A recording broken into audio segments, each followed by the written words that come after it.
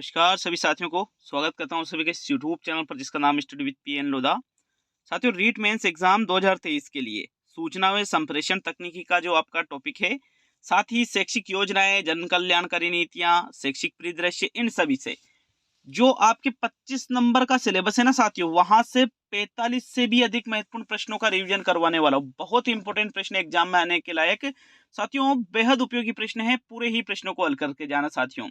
आज का ये दूसरा वीडियो है। पहला वीडियो जो है मैंने सुबह 9 बजे के आसपास डाल दिया था, तो उसमें राजस्थान जो कर्मचारी चयन बोर्ड है, इसके द्वारा जो पेपर लिए गए 2022 में, उन प्रश्नों को हल किया गया है, तो उसको भी जरूर देखिएगा। बेहद उपयोगी वीडियो है वो भी आपके लिए। पहला प्रश्न देखेंगे, फटाफट रिवीजन करेंगे, कम टाइम में ज्यादा प्रश्नों को हल करने वाले हैं। तो पहला प्रश्न देख लेंगे। प्रश्न संख्या 1 है, ईमेल का पूरा नाम है। ईमेल का पूरा नाम आपके प्रश्न संख्या 1 में पूछा गया है साथियों। इनप mail, electronic mail, engine mail और इंडिया मेल। तो ईमेल का पूरा नाम बताइए। प्रश्न नंबर 1 में कौन से विकल्प का चुनाव करोगे? भाई, ईमेल हमने कई बार ईमेल शब्द को पढ़ रखा है। अगर हम बात करें इसके पूरे नाम की, तो ईमेल का पूरा नाम क्या है मित्रों? इलेक्ट्रॉनिक मेल इसको कहा जाता है। दूसरा विकल्प आपके पहले प्रश्न का सही आंसर रहेगा। प्रश्न संख्या 2 की ओर बढ़ेंगे। दूसरा प्रश्न देख लेते हैं। ई शासन को कहा जाता है ई सरकार, डिजिटल सरकार, ऑनलाइन सरकार या इनमें से सभी? तो ई शासन को इनमें से किस नाम से जाना जाता है? भाई, ई शासन को ई सरकार भी कहते हो आप, डिजिटल सरकार भी कहते हो और ऑनलाइन सरकार भी। इनमें से सभी वाला जो फोर्थ विकल्प है आपके दूसरे प्रश्न का बिल्कुल सही आंसर है। प्रश्न संख्या 3 की ओर बढ़ेंगे साथियों। तो चलिए तीसरा प्रश्न देख लेंगे। प्रश्न संख्या 3, शिक्षा दर्शन कार्यक्रम की पहल एमएचआरडी ने की, लेकिन इस कार्यक्रम की नोडल एजेंसी है एमएचआरडी, एनसीईआरटी, आरएससीईआरटी और डाइट। भाई देखो, दो चीजें क्लियर होगी कि शिक्षा दर्शन जो कार्यक्रम है, इसकी पहल किसके द्वारा की गई? एमएचआरडी के द्वारा की गई साथियों। लेकिन इसकी नोडल एजेंसी प्रश्न संख्या 3 में पूछा गया है। और तीसरे प्रश्न का आंसर देखे तो भाई, पहल तो एमएचआरडी ने की शिक्षा दर्शन की, और इसकी जो नोडल एजेंसी है साथियों, वो कोई है? आरएससीईआरटी है मित्रों। तीसरा विकल्प आपके तीसरे प्रश्न का सही आंसर है। प्रश्न संख्या 4 की ओर बढ़ेंगे। चलिए चौथा प्रश्न देख लेंगे। राजस्थान शिक्षा दर्शन कार्यक्रम कक्षा रिक्त स्थान से रिक्त स्थान तक संबंधित है। 1 से 8 तक, 1 से 5 तक, 1 से 10 तक या 1 से 12 तक? तो भाई, जो शिक्षा दर्शन कार्यक्रम है, ये किस कक्षा से किस कक्षा तक चलता है, ऐसा आपसे प्रश्न नंबर 4 पूछ रहा है साथियों। चौथे प्रश्न का आंसर देख लेते हैं। जो शिक्षा दर्शन कार्यक्रम है, इसका संबंध जो है कक्षा आपके 1 से लेकर के, कौन सी कक्षा से? 1 से लेकर। चारों ही विकल्पों में तो 1 दे रखा है। 8 तक नहीं, 5 तक नहीं, 10 तक नहीं, बल्कि कक्षा 1 से 12 तक ये संबंधित है। तो फोर्थ विकल्प आपके चौथे प्रश्न का बिल्कुल सही आंसर होगा। चलिए आगे बढ़ेंगे साथियों प्रश्न संख्या 5 की ओर। पांचवा प्रश्न देख लेंगे। प्रश्न नंबर 5 में क्या पूछ रहा है? इस्माइल प्रोग्राम के अंतर्गत कितने ग्रुपों का निर्माण किया गया था? 1, 2, 3, 4। इसका तो आंसर ही यहीं पर दिख गया आपको कि भाई, इस्माइल प्रोग्राम के अंतर्गत अगर हम ग्रुप्स की बात करें, कितने समूहों का या ग्रुप्स का निर्माण किया गया था? तो भाई, 2 ग्रुप्स का निर्माण किया गया था। एक तो पेरेंट्स ग्रुप और एक टीचर ग्रुप। विकल्प नंबर आपका जो 2 है साथियों, प्रश्न संख्या 5 का बिल्कुल सही आंसर है। नेक्स्ट प्रश्न संख्या मित्रों देखिएगा, प्रश्न नंबर 7 को। राज्य शैक्षिक अनुसंधान एवं प्रशिक्षण परिषद उदयपुर के कितने प्रभाग है? 4, 5, 6 या 7? भाई देखो, इस प्रश्न का जो आंसर है प्रश्न नंबर 7 में अगर देखें तो कुछ जगह पर हो सकता है आपको 7 प्रभाग देखने को मिलेंगे, लेकिन जो राज्य शैक्षिक अनुसंधान एवं प्रशिक्षण परिषद उदयपुर, कहाँ पर स्थित है? ये उदयपुर में। साथ ही उसके प्रभागों की बात करें तो टोटल इसके 6 ही प्रभाग दे रखे हैं किताब में। तो थर्ड विकल्प आपके प्रश्न संख्या 7 का सही आंसर है। चलिए आगे बढ़ेंगे प्रश्न संख्या 8 की ओर। 8वां प्रश्न देख लेंगे। प्रश्न नंबर 8 में क्या पूछ रहा है मित्रों आपसे? 8वां प्रश्न है, प्रारंभिक शिक्षा में किस कक्षा से किस कक्षा तक की शिक्षा सम्मिलित है? पूर्व प्राथमिक, कक्षा 1 से 8, कक्षा 1 से 5 या कक्षा 6 से 8? प्रारंभिक शिक्षा की बात की जा रही है 8वें प्रश्न में। भाई, आपने देखा होगा कि कक्षा 8वीं की जो मार्कशीट आती है वर्तमान में, उस पे यूं लिखा होता है प्रारंभिक शिक्षा पूर्णता प्रमाण पत्र। क्या लिखा होता है? प्रारंभिक शिक्षा पूर्णता प्रमाण पत्र। तो इसका मतलब क्या हुआ कि भाई, कक्षा 8 तक जो है ये प्रारंभिक शिक्षा आती है साथियों। आपके कक्षा 1 से 8 कौन से विकल्प में दे रखा है? दूसरे विकल्प में दे रखा है। बिल्कुल दूसरा ही विकल्प आपके प्रश्न संख्या 8 का सही आंसर है साथियों। प्रश्न संख्या 9 की ओर बढ़ेंगे। तो चलिए 9वें प्रश्न को देख लेते हैं। प्रश्न संख्या 9 में क्या है? मानव संसाधन विकास मंत्रालय का नाम बदलकर क्या रखा गया है? शिक्षा मंत्रालय, अध्ययन मंत्रालय, शिक्षा विभाग या शैक्षिक तकनीकी मंत्रालय। देखो एनईपी 2020 में जो मानव संसाधन विकास मंत्रालय है इसका नाम बदल दिया गया है। और अगर हम बात करें कि भाई इसका नाम बदलकर क्या किया गया है, तो मानव संसाधन विकास मंत्रालय का नाम बदलकर कर दिया गया है साथियों शिक्षा मंत्रालय। पहला विकल्प जो है आपके प्रश्न संख्या 9 का सही आंसर है साथियों। नेक्स्ट प्रश्न संख्या 10 की ओर बढ़ेंगे। तो चलिए 10वां प्रश्न देख लेंगे मित्रों। प्रश्न संख्या 10 है आपके, कक्षा 5वीं तक की शिक्षा नई राष्ट्रीय शिक्षा नीति 2020 के अनुसार किस भाषा में होगी? संस्कृत भाषा में, उर्दू भाषा में, मातृभाषा में या कोई नहीं? तो मैंने आपको बोल रखा है कि इनमें से कोई नहीं वाला जो विकल्प होता है यह आपका आंसर नहीं होता है साथियों। जो कक्षा 5वीं तक की जो शिक्षा है बालक को प्रदान की जाएगी वो उर्दू या संस्कृत नहीं, बल्कि वह भाषा जो वो बोलता है, जो वो समझता है, मतलब उसकी मातृभाषा साथियों। उस मातृभाषा में ही उसको जो है साथियों शिक्षा देनी पड़ेगी एनईपी 2020 के अंतर्गत कक्षा 5वीं तक। तो थर्ड विकल्प जो है आपके प्रश्न नंबर 10 का सही आंसर है। आगे बढ़ेंगे साथियों प्रश्न संख्या 11 की तरफ। 11वां प्रश्न देख लेंगे मित्रों। प्रश्न नंबर 11 है, state initiative for quality education SIQE का प्रारंभ हुआ था 2012-13 में इसका प्रारंभ हुआ, या 2013-14 में, या 2015-16 में, अथवा 2017-18 में? तो 11वें प्रश्न का आंसर देख लेते हैं। भाई state initiative for quality education, जिसको शॉर्ट में किस नाम से जाना जाता है? SIQE के नाम से जाना जाता है साथियों। अगर इसकी बात करें कि भाई इसका प्रारंभ किस सत्र में हुआ था, तो 11वें प्रश्न का आंसर रहेगा आपके विकल्प नंबर 3।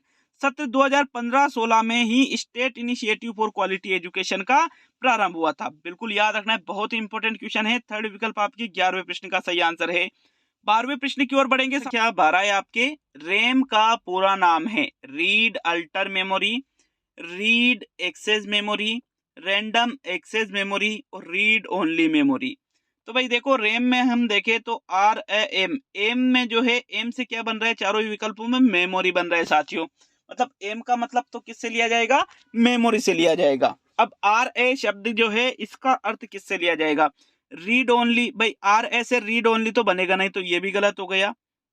अब ये तो गलत हो गया।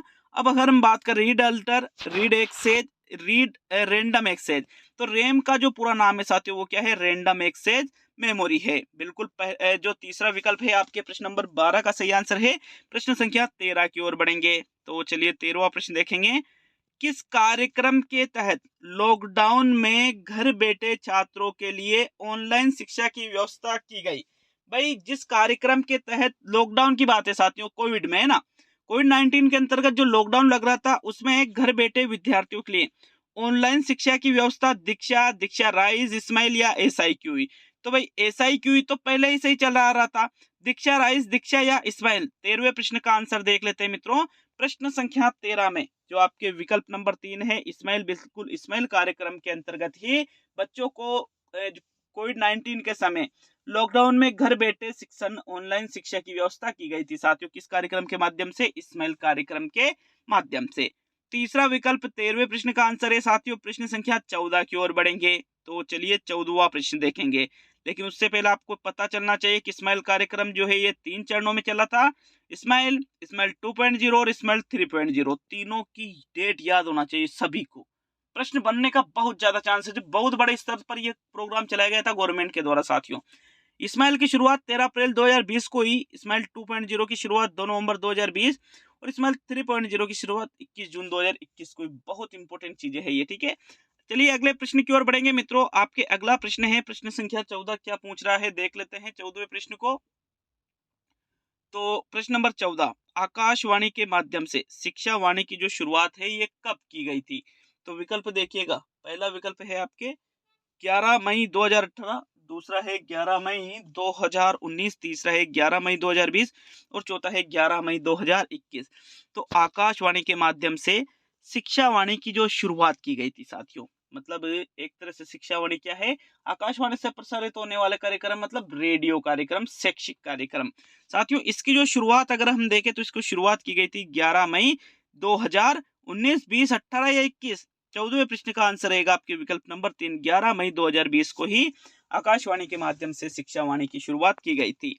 थर्ड विकल्प 14वें प्रश्न का आंसर है। प्रश्न संख्या 15 की ओर बढ़ेंगे तो चलिए 15वां प्रश्न देखेंगे। अच्छा, शिक्षा वाणी का आदर्श वाक्य भी आपको पता होना चाहिए। प्यारे बच्चों कान लगाओ, पढ़ते जाओ, बढ़ते जाओ। ठीक है, आपको ये आदर्श वाक्य प्रश्न डायरेक्टली पूछ सकता है कि प्यारे बच्चों कान लगाओ। कान लगाओ मतलब सुनो, सुनते किससे? रेडियो से, टीवी से तो देखते हैं अपन। तो बिल्कुल प्यारे बच्चों कान लगाओ, पढ़ते जाओ, बढ़ते जाओ, ये शिक्षा वाणी का आदर्श वाक्य साथियों। ठीक है, प्रश्न संख्या आपके 15 को देखेंगे। सूचना व संप्रेषण तकनीकी के द्वारा शिक्षा एक राष्ट्रीय अभियान के अंतर्गत कौन सा कथन असत्य नहीं है? ई विषय वस्तु का उत्पादन, जैविक उपस्थिति प्रमाण, विद्यालयों को तकनीकी क्षेत्र से बाहर रखना और किताबी ज्ञान को समाप्त करना। तो आईसीटी सूचना एवं संप्रेषण तकनीकी के द्वारा शिक्षा एक राष्ट्रीय अभियान के अंतर्गत जो कथन असत्य नहीं है, असत्य नहीं है मतलब सत्य भी हो, तो किताबी ज्ञान को समाप्त करना या विद्यालयों को तकनीकी क्षेत्र से बाहर रखना, ये नहीं, बल्कि इसका सही आंसर क्या रहेगा 15वें प्रश्न में? विकल्प नंबर 1, ई विषय वस्तु का उत्पादन आईसीटी का एक लक्ष्य साथियों, क्योंकि यह असत्य नहीं है। तो पहला विकल्प आपके 15वें प्रश्न का आंसर है। नेक्स्ट 16वें प्रश्न की ओर बढ़ेंगे। चलिए 16वां प्रश्न देख लेंगे। प्रश्न नंबर 16, शिक्षा वाणी हेतु शिक्षण सामग्री का निर्माण किसके नेतृत्व में किया गया? एनसीईआरटी, आरबीएससी, एनसीटीई और आरएससीईआरटी। तो शिक्षा वाणी के लिए शिक्षण सामग्री का निर्माण इनमें से जिसके नेतृत्व में किया गया उनको आपको देखना है 16वें प्रश्न में। भाई आंसर देखें प्रश्न नंबर 16 का। तो शिक्षा वाणी के लिए साथियों शिक्षण सामग्री का जो निर्माण किया गया ये किसके नेतृत्व में किया गया? एनसीईआरटी, आरबीएससी या एनसी? तो भाई देखो ये आरएससीईआरटी के नेतृत्व में किया गया। फोर्थ विकल्प आपके प्रश्न नंबर 16 का सही आंसर है। नेक्स्ट प्रश्न संख्या 17 की ओर बढ़ेंगे साथियों। 17वां प्रश्न देख लेंगे। इनमें से सुमेलित है आरकेएसएमबी के 11 जुलाई 2022 से आरंभ, बेसलाइन आकलन 5 अगस्त 2022 से आरंभ, स्टार बैक टू स्कूल उपचारात्मक कार्यक्रम कक्षा 3 से 8 के लिए और इनमें से सभी। तो भाई इनमें से जो सुमेलित है उसका चयन आपको प्रश्न संख्या साथियों 17 में करना था। अगर पहला विकल्प देखें तो पहला विकल्प आपके क्या कह रहा है? आरकेएसएमबी के राजस्थान के शिक्षा में बढ़ते कदम। अगर बात करें तो बिल्कुल इसकी जो शुरुआत है 11 जुलाई 2022 से हुई थी। बेसलाइन आकलन जो है ये 5 अगस्त 2022 से चला था और स्टार बैक टू स्कूल जो है एक उपचारात्मक कार्यक्रम है जो कक्षा 3 से 8 के बच्चों के लिए चलाया गया था साथियों। तो इनमें से सभी सुमेलित है। विकल्प नंबर आपका जो 4 है 17वें प्रश्न का आंसर होगा। 18वां प्रश्न देखेंगे। प्रश्न नंबर 18 है शैक्षिक तकनीकी के मृदु उपागम के जनक है लुम्सडेन, स्किनर, मॉरिसन या बीएस ब्लूम। तो इनमें से जो शैक्षिक तकनीकी के एक तो भाई मृदु उपागम होता है और एक होता है आपके कठोर उपागम। मृदु उपागम के जनक प्रश्न नंबर 18 में पूछा गया है मित्रों। 18वें प्रश्न का आंसर देखें तो प्रश्न संख्या 18 का कौन सा विकल्प आपका सही रहेगा? जो दूसरा विकल्प है बिल्कुल शैक्षिक तकनीकी के मृदु उपागम के जनक कौन है? ब्रूसस फ्रेडरिक स्किनर है साथियों। दूसरा विकल्प आपके 18वें प्रश्न का आंसर है। नेक्स्ट 19वें प्रश्न की ओर बढ़ेंगे साथियों। तो चलिए प्रश्न संख्या 19 को देख लेते हैं। प्रश्न संख्या 19 क्या है? बेसलाइन आकलन के तहत उपचारात्मक शिक्षण कक्षा 9 से 12 हेतु कौन कौन से विषय हेतु संचालित है? ये हिंदी, अंग्रेजी, गणित, अंग्रेजी विज्ञान, गणित, विज्ञान हिंदी अंग्रेजी और सामाजिक हिंदी अंग्रेजी। तो भाई देखो बेसलाइन आकलन की बात की जा रही है। उपचारात्मक शिक्षण अगर इसमें किया जा रहा है तो कक्षा 9 से 12 में ये जो उपचारात्मक शिक्षण जो हो रहा है साथियों इसमें जो जो विषय सम्मिलित है वो विषय आपको प्रश्न संख्या 19 में देखना है मित्रों। 19वें प्रश्न में कौन सा विकल्प सही रहेगा? तो भाई इसमें हिंदी नहीं है, इसमें भी हिंदी, इसमें भी नहीं है, ये अंग्रेजी है, विज्ञान है और गणित है। दूसरा विकल्प आपका आंसर होगा साथियों प्रश्न संख्या 19 का। प्रश्न संख्या 20 की ओर बढ़ेंगे मित्रों। 20वें प्रश्न में क्या है आपके देख लेते हैं प्रश्न नंबर 20 को। इनमें से कौन सा एक एप्लीकेशन सॉफ्टवेयर नहीं है? Word processor, antivirus program, operating system और रेल रिजर्वेशन सिस्टम। तो इनमें से जो एक एप्लीकेशन सॉफ्टवेयर नहीं है वो आपको प्रश्न नंबर 20 में देखना है साथियों। 20वें प्रश्न का उत्तर बताओ भाई प्रश्न संख्या 20 में। तो वर्ड प्रोसेसर भी एक एप्लीकेशन सॉफ्टवेयर है, एंटीवायरस प्रोग्राम भी एक एप्लीकेशन सॉफ्टवेयर है। तीसरा या चौथा तो साथियों आंसर रहेगा ऑपरेटिंग सिस्टम जो है इसको एप्लीकेशन सॉफ्टवेयर में सम्मिलित नहीं किया जाता है। तीसरा विकल्प आपके प्रश्न नंबर 20 का सही आंसर है। 21वें प्रश्न को देख लेते हैं साथियों। 21 है राष्ट्रीय शिक्षा नीति 2020 विभाजित है 5 भाग व 28 अध्यायों में, 7 भाग व 29 अध्यायों में, 6 भाग और 37 अध्यायों में और 4 भाग और 27 अध्यायों में।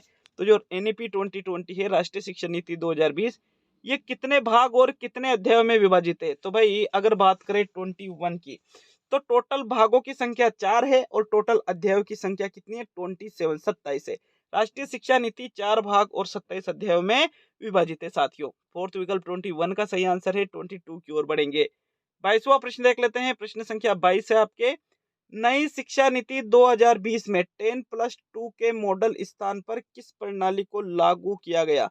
5+4+3+4, 5+3+3+4, 4+3+3+5 या 4+5+3+3। तो जो नई शिक्षा नीति 2020 है, इसमें पहले क्या 10+2 की अवधारणा थी, ठीक है ना, 12वीं तक के लिए। लेकिन अब 12वीं तक के लिए जो अवधारणा है, जो प्रणाली है, वो कौन सी है? 5+3+3+4। तो 22 में आपके जो यहाँ पर थर्ड विकल्प है, सॉरी थर्ड क्या, जो सेकंड विकल्प है 5+3+3+4, यह आपका आंसर होगा साथियों। 23 की ओर बढ़ेंगे। 23 में क्या पूछ रहे हैं देख लेते हैं 23वें प्रश्न को। इनमें से कौन सा सॉफ्टवेयर का उदाहरण नहीं है? MS Word, MS Excel, MS PowerPoint और टच पैड। तो इनमें से जो सॉफ्टवेयर का उदाहरण नहीं है वो आपको 23वें प्रश्न में देखना है साथियों। देखो, MS वर्ड है, MS एक्सेल है, MS पावर पॉइंट है, ये सभी सॉफ्टवेयर के उदाहरण है साथियों, ठीक है, पहला दूसरा तीसरा तीनों ही। लेकिन जो टच पैड है ये सॉफ्टवेयर के उदाहरणों में नहीं आता है। तो जो चौथा विकल्प है आपके प्रश्न संख्या 23 का सही आंसर रहेगा साथियों।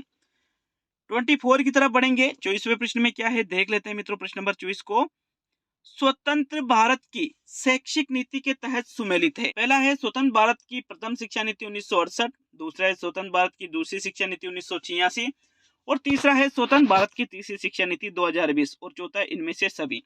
तो साथियों, भारत स्वतंत्र हुआ था, उसके बाद में जो प्रथम शिक्षा नीति आई थी वो कब आई थी? 1968 में।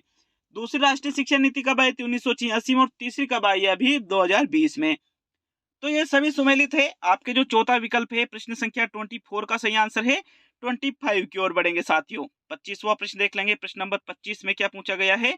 अच्छा देखो, आपको ये भी पता होना चाहिए कि जो NEP 2020 है, राष्ट्रीय शिक्षा नीति 2020, इसका जो मसौदा है इसरो के पूर्व अध्यक्ष डॉक्टर के कस्तूरी रंगन की अध्यक्षता में तैयार किया गया था। बहुत इंपॉर्टेंट प्रश्न बनता है साथियों यहाँ से, इस चीज को आपको अच्छे से याद रखना है। प्रश्न नंबर 25 की ओर बढ़ेंगे। 25वां प्रश्न क्या पूछ रहा है मित्रों आपसे? नई शिक्षा नीति 2020 के संबंध में सत्य कथन है। पहला विकल्प, मानव संसाधन विकास मंत्रालय का नाम बदलकर शिक्षा मंत्रालय कर दिया।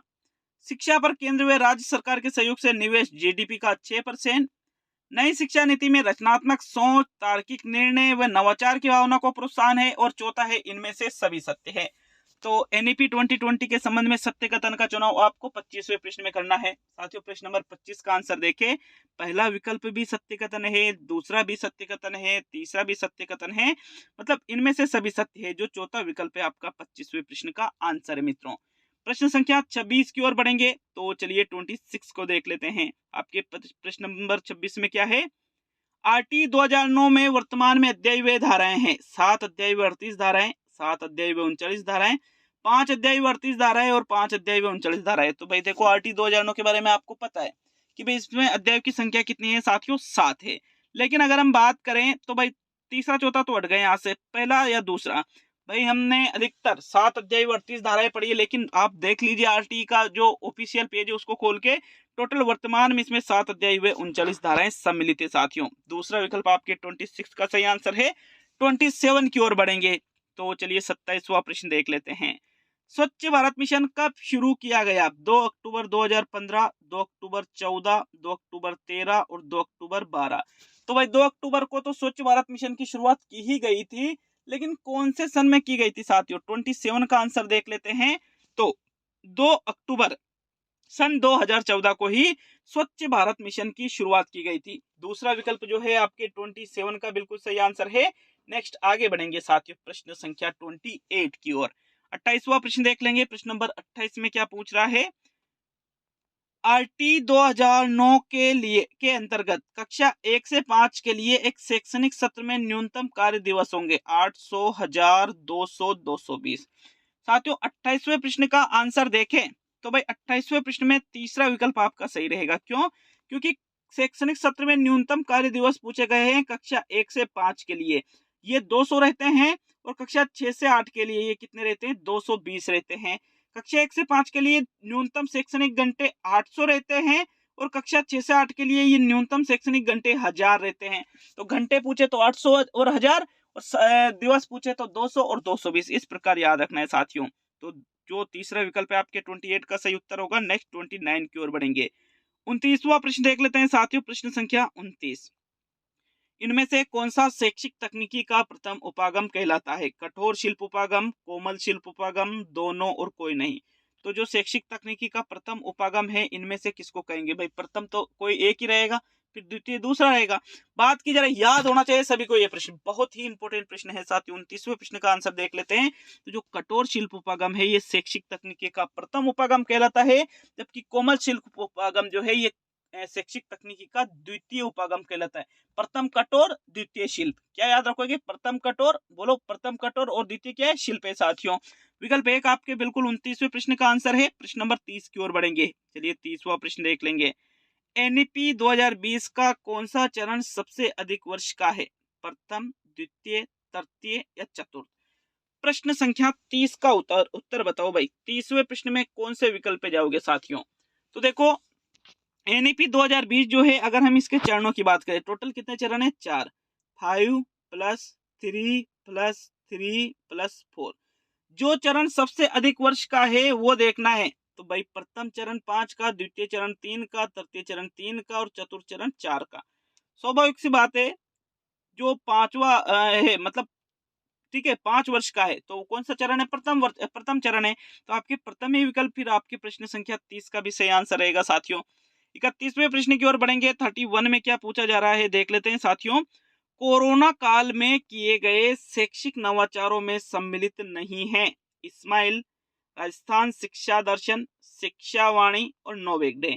तो कोरोना काल में जो शैक्षिक नवाचार किए गए थे शिक्षा से संबंधित, उसमें कौन सा सम्मिलित नहीं है साथियों? भाई कोरोना में ही इस्माइल की शुरुआत की थी, राजस्थान शिक्षा दर्शन की शुरुआत भी कोरोना के समय की गई थी, शिक्षा वाणी की शुरुआत भी कोरोना के समय ही की गई थी।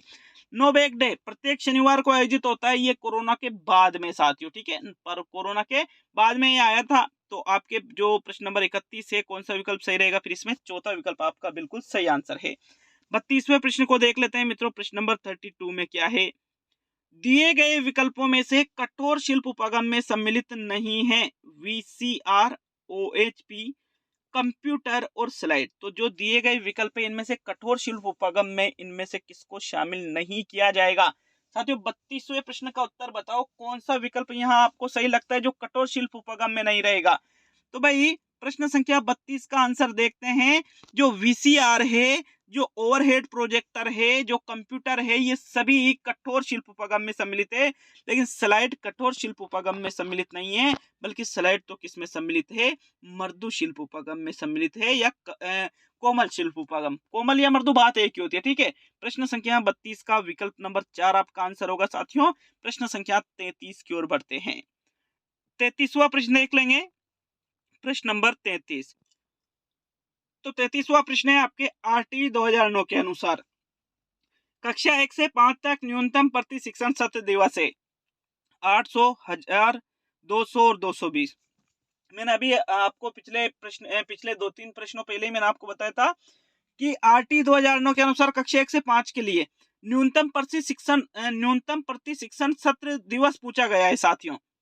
तो 33वें प्रश्न में कौन सा विकल्प सही रहेगा? ये प्रश्न तो रिपीट हुआ एक तरह से। भाई न्यूनतम प्रति शैक्षणिक घंटे पूछता तो फिर 800 होता, और सत्र पूछा है तो 200 रहेगा। 6 से 8 के लिए 1000 होता घंटे, और दिवस पूछा है तो 220, ठीक है। प्रश्न नंबर 33 में भी यहाँ तीसरा ही विकल्प सही रहेगा। खैर डबल रिपीट हो गया प्रश्न, कोई बात नहीं, एक ज्यादा प्रश्न करवा दूंगा मैं आपको। गतिविधि आधारित शिक्षण तथा व्यापक व सतत मूल्यांकन प्रक्रिया के क्रियान्वयन के समन्वित कार्यक्रम SIQE में जिला समन्वयन समिति DCC का अध्यक्ष होता है जिला शिक्षा अधिकारी प्रारंभिक, जिला शिक्षा अधिकारी माध्यमिक, प्रधानाचार्य का डाइट या PO। तो भाई देखो, जिला समन्वयन समिति का अध्यक्ष पूछा गया है प्रश्न संख्या 34 में। साथियों गतिविधि आधारित जो शिक्षण है ABL, एक्टिविटी बेस्ड लर्निंग, गतिविधि आधारित जो शिक्षण होता है, इसमें व्यापक व सतत मूल्यांकन प्रक्रिया, मतलब CC प्रक्रिया के क्रियान्वयन के लिए जो SIQ है साथियों, इसमें जिला समन्वयन समिति का अध्यक्ष कौन होता है? तो 34 का आंसर है जिला शिक्षा अधिकारी प्रारंभिक, इसका अध्यक्ष होता है साथियों। 34वें प्रश्न का पहला विकल्प आपका आंसर होगा। प्रश्न संख्या 35 की ओर बढ़ेंगे। 35 है, इनमें से कौन सा कोमल शिल्प उपागम में सम्मिलित नहीं है? Computer program, video program, audio projector और चौक का कार्य। तो जो कोमल शिल्प उपागम में सम्मिलित नहीं है वो आपको प्रश्न संख्या 35 में देखना है। मित्रों 35वें प्रश्न में कौन सा विकल्प आपका सही रहेगा? भाई 35 का आंसर देखें तो 35वें प्रश्न में आपके जो विकल्प नंबर जो 3 है ये आपके कोमल शिल्प उपागम में सम्मिलित नहीं है, क्योंकि कंप्यूटर प्रोग्राम, कंप्यूटर की बात अलग है, कंप्यूटर तो फिर कटोर में रहेगा, कंप्यूटर प्रोग्राम कोमल में, वीडियो कटोर में रहे, मतलब वीडियो मतलब जिसमें हम वीडियो देखते हैं वो मशीन, लेकिन वीडियो प्रोग्राम कोमल में रहेगा, चौक का कार्य कोमल में रहेगा, लेकिन ऑडियो प्रोजेक्टर तो फिर कटोर में चला जाएगा साथियों। तो कोमल शिल्प उपागम में सम्मिलित नहीं है। थर्ड विकल्प आपके प्रश्न नंबर 35 का सही उत्तर है। 36वें प्रश्न की ओर बढ़ेंगे साथियों। 36 में क्या है देख लेते हैं आपके प्रश्न नंबर 36 को। प्रश्न नंबर 36 है, विद्या संबल योजना का सही अर्थ है अध्यापकों को प्रशिक्षण देना, सरकारी विद्यालयों में रिक्त पदों पर गेस्ट फैकल्टी के रूप में अध्यापकों की नियुक्ति, अध्यापकों द्वारा छात्रों का नियमित मूल्यांकन करना और छात्रों को डिजिटल शिक्षा से अवगत कराना। तो विद्या संबल योजना जो गवर्नमेंट के द्वारा चलाई गई साथियों, इसका सही अर्थ आपको प्रश्न नंबर 36 में आंसर देना है। मित्रों 36वें प्रश्न का आंसर देखे तो जो विद्या संबल योजना है इसका सही अर्थ क्या है? सरकारी विद्यालय जो है गवर्नमेंट विद्यालय, इनमें जो खाली पद है इस पर गेस्ट फैकल्टी के रूप में अध्यापकों की नियुक्ति करना। साथियों इसमें इसके लिए विज्ञप्ति वगैरह भी निकाली गई, फॉर्म भी भरवाए गए थे, लेकिन किसी कारण से आरक्षण की वजह से इस भर्ती को रोक दिया गया है बीच में ही। तो वर्तमान में भी ये अटकी पड़ी है, जाने कहां पर? यहाँ पर दूसरा विकल्प आपके प्रश्न नंबर 36 का सही आंसर है। प्रश्न नंबर 37 की ओर बढ़ेंगे साथियों। 37 को देख लेते हैं। प्रश्न नंबर 37, विद्यालय प्रबंधन कार्यकारिणी समिति में कुल सदस्यों की संख्या कितनी होती है? 8, 12, 16 और 20। जो विद्यालय प्रबंधन कार्यकारिणी समिति है, मतलब प्रबंधन कार्यकारिणी समिति एसएमसी के अंतर्गत ही रहती है। साथ ही इसमें कुल सदस्यों की संख्या 37 में पूछी गई है। 37वें प्रश्न का आंसर देखिए तो एसएमसी विद्यालय प्रबंधन समिति जो है साथियों, इसकी कार्यकारिणी में कुल सदस्यों की संख्या होती है आपके 16। कितनी होती है? 16। विकल्प कौन से में? 16। तो भाई थर्ड विकल्प में आपके 16 है। बिल्कुल आपके जो थर्ड विकल्प है यही आपके प्रश्न नंबर 37 का सही आंसर है। अच्छा लगे वीडियो को लाइक शेयर करना साथियों। और कल मैंने ऐप पर 149 में टेस्ट अपलोड कर दिए थे सुबह ही, ठीक है। अब कोशिश ये रहेगी कि भाई मतलब कल, ठीक है, कल वापिस कोशिश पूरी रहेगी साथियों। वैसे एग्जाम मेरा कल और है, उसके बाद तो मैं फ्री हो जाऊंगा, कोई दिक्कत वाली बात नहीं है फिर, ठीक है। तो उसके बाद में तो आपको टेस्ट बनाने में भी मेरी दिक्कत नहीं आएगी साथियों, लेकिन टेस्ट मैं बनाता हूं तो उसकी बात अलग है। अगर किसी और से बनवाऊंगा तो फिर उसमें फिर मजा नहीं आता है उतना। तो इसी वजह से आप फिर भी मैंने टेस्ट दिए हैं, एग्जाम हुए मेरे, फिर भी मैंने आपको टेस्ट प्रोवाइड करवाए हैं साथियों। तो आगे और बढ़िया कोशिश रहेगी बेहतर करने की। प्रश्न नंबर 38 को देख लेते हैं। 38वां प्रश्न है आपके, आरटी अधिनियम संबंधित है बच्चों को उच्च गुणवत्ता वाली शिक्षा का अधिकार, शिक्षा में समानता का अधिकार, अध्यापक शिक्षण का अधिकार और बच्चों को निःशुल्क व अनिवार्य शिक्षा का अधिकार। तो आरटी अधिनियम जो है ये किससे संबंधित है साथियों? 38वें प्रश्न का उत्तर बताओ भाई। आंसर देखें, अध्यापक शिक्षण का अधिकार तो इसमें नहीं आएगा, ना ही बच्चों को उच्च गुणवत्ता वाली शिक्षा, शिक्षा में समानता या बच्चों को निःशुल्क व अनिवार्य शिक्षा का अधिकार। 38वें प्रश्न का आंसर क्या रहेगा साथियों? आपके जो विकल्प नंबर 4 है। आरटी अधिनियम जो संबंधित है ये किससे संबंधित है? तो बच्चों को निःशुल्क व अनिवार्य शिक्षा का अधिकार इसमें प्रदान किया गया है। किसमें? आरटी में। जो चौथा विकल्प है आपके प्रश्न संख्या 38 का बिल्कुल सही आंसर है मित्रों। प्रश्न संख्या 39 की ओर बढ़ेंगे। 39 को देख लेते हैं। प्रश्न नंबर 39 में क्या पूछ रहा है? CIET का पूरा नाम है, CIET का पूरा नाम प्रश्न नंबर 39 में पूछ रहा है। केंद्रीय शैक्षिक प्रौद्योगिकी संस्थान, केंद्रीय शैक्षिक प्रसारण संस्थान, समग्र शैक्षिक प्रौद्योगिकी संस्थान या सामान्य शैक्षिक प्रौद्योगिकी संस्थान। तो जो CIET का पूरा नाम है वो पूरा नाम आपको प्रश्न नंबर 39 में देखना है साथियों। प्रश्न संख्या 39 का आंसर देख लेते हैं, कौन सा विकल्प सही रहेगा आपके प्रश्न नंबर 39 में। तो देखो भाई, CIET का पूरा नाम समग्र या सामान्य तो नहीं है, केंद्रीय शैक्षिक प्रौद्योगिकी या प्रसारण संस्थान। तो इन दोनों में प्रौद्योगिकी और प्रसारण, इन दोनों ही शब्दों का अंतर आ रहा है साथियों। 39 का आंसर देखें तो CIET का जो पूरा नाम है वो क्या है? केंद्रीय शैक्षिक प्रौद्योगिकी संस्थान। बिल्कुल आपके जो पहला विकल्प है प्रश्न संख्या 39 का सही आंसर होगा साथियों। प्रश्न नंबर 40 की ओर बढ़ेंगे साथियों। 40वां प्रश्न देख लेते हैं। प्रश्न नंबर 40 में क्या है आपके? एक सेकंड रुकना। इंदिरा प्रियदर्शनी योजना किस वर्ष लागू हुई? 2009, 10, 10, 11, 11, 12 और 12, 13। तो इंदिरा प्रियदर्शनी योजना लागू होने का वर्ष प्रश्न नंबर 40 में पूछ रहे हैं। 40वें प्रश्न का आंसर देखें, कौन सा विकल्प 40वें प्रश्न में सही रहेगा? तो भाई जो इंदिरा प्रियदर्शनी योजना है ये जिस वर्ष लागू की गई वो कौन सा वर्ष है साथियों? 40वें प्रश्न का आंसर क्या रहेगा आपके? विकल्प नंबर 2। 2010-11 में ही इंदिरा प्रियदर्शनी योजना को लागू किया गया था। 40वें में दूसरा विकल्प आपका आंसर है। प्रश्न नंबर 41 की ओर बढ़ेंगे साथियों। 41 को देख लेते हैं। तो प्रश्न नंबर 41, आयुष्मान भारत मिशन का संबंध निम्न में से किस क्षेत्र से है? शिक्षा के क्षेत्र से है, स्वास्थ्य के क्षेत्र से है, वित्त के क्षेत्र से है या खेल के क्षेत्र से है? तो आयुष्मान भारत योजना का तो नाम आपने कई बार सुन रखा होगा। अगर बात करें कि इसका संबंध जो है ये किस क्षेत्र से है, तो प्रश्न संख्या 41 में जो दूसरा विकल्प दे रखा है आपके, बिल्कुल आयुष्मान भारत मिशन का संबंध जो है ये स्वास्थ्य से है साथियों। सेकंड विकल्प आपके प्रश्न नंबर 41 का सही आंसर है। प्रश्न संख्या 42 को देखते हैं। तो 42 में क्या पूछ रहे हैं आपके? देखिएगा 42वां प्रश्न, साक्षात मानव संसाधन विकास मंत्रालय द्वारा आईसीटी पर लाई गई है। साक्षात क्या है? एक किताब है, एक परियोजना है, एक अभियान है या एक वन स्टॉप पोर्टल है? तो साक्षात का अर्थ आपको प्रश्न नंबर 42 में बताना है साथियों। मानव संसाधन विकास मंत्रालय के द्वारा आईसीटी पर लाई गई क्या है साक्षात? भाई एक आपके 42वें प्रश्न का आंसर रहेगा विकल्प नंबर 4, एक वन स्टॉप पोर्टल है साथियों। क्या है? एक वन स्टॉप पोर्टल। चौथा विकल्प आपकी प्रश्न नंबर 42 का सही आंसर है। नेक्स्ट है प्रश्न नंबर 43 की ओर बढ़ेंगे साथियों। तो 43 को देखते हैं। प्रश्न संख्या 43 है आपके, जिला गरीबी उन्मूलन योजना किसके सहयोग से आरंभ की गई? विश्व बैंक के सहयोग से, नाबार्ड के सहयोग से, भारतीय रिजर्व बैंक के सहयोग से या एशियाई विकास बैंक के सहयोग से? तो जो जिला गरीबी उन्मूलन योजना है ये जिसके सहयोग से आरंभ की गई वो आपको प्रश्न नंबर 43 में देखना है। भाई जो जिला गरीबी उन्मूलन योजना है साथियों, इसका जो प्रारंभ है ये किसके सहयोग से किया गया? विश्व बैंक के सहयोग से इस योजना को आरंभ किया गया। विकल्प नंबर आपका जो 1 है प्रश्न नंबर 43 का सही आंसर है। नेक्स्ट ही प्रश्न संख्या 44 की ओर बढ़ेंगे साथियों।